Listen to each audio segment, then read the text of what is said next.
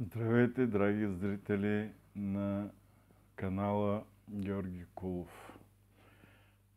Желая ви успешен ден. Аз искам да ви запозная с един много сериозен проблем за кърджалийски тутси. Това е миграцията в чужбина и обезлюдяването на града ни. Анализ на Централното разузнавателно управление на Съединените американски щати с прогнози до 2050 година сочи, че Кърджали ще остане един от малкото живи градове през 2050 година заради обезлюдяването на страната ни. Въпреки това обаче тенденциите за миграция в града ни са доста тревожни. Факт е, че нашите съграждани, особено младите хора, трайно се установяват в чужбина.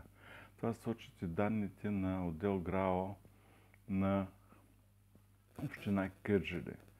Трябва да посочим, че 1/3 само от кърджалийчета се раждат в момента в нашия град.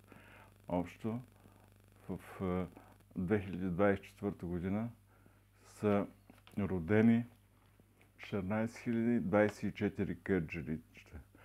Само 313 от тях имат съставени актове и са се родили в Кърджали. Останалите 1111 деца са проплакали за първи път в чужбина. Тревожна е и статистиката при актовете за брак, граждански брак. Кърджалийци избират да се женят в чужбина, да се венчават, да сключват брак в чужбина.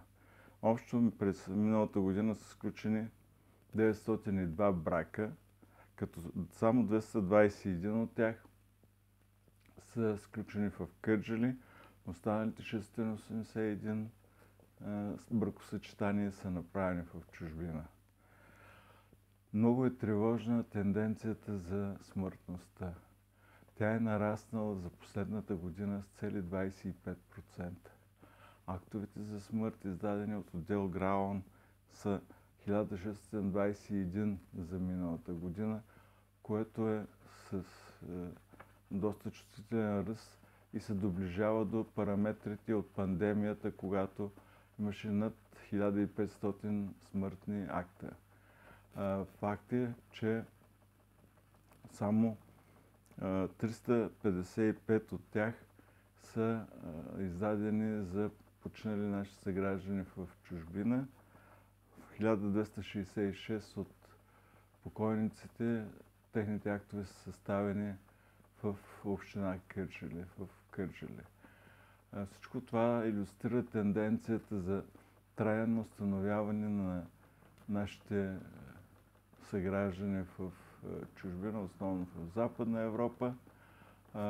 И това се илюстрира и от тенденцията вече те да не влагат гюрбечиите парите си в имоти в Кърджали, а да ги влагат в Западна Европа.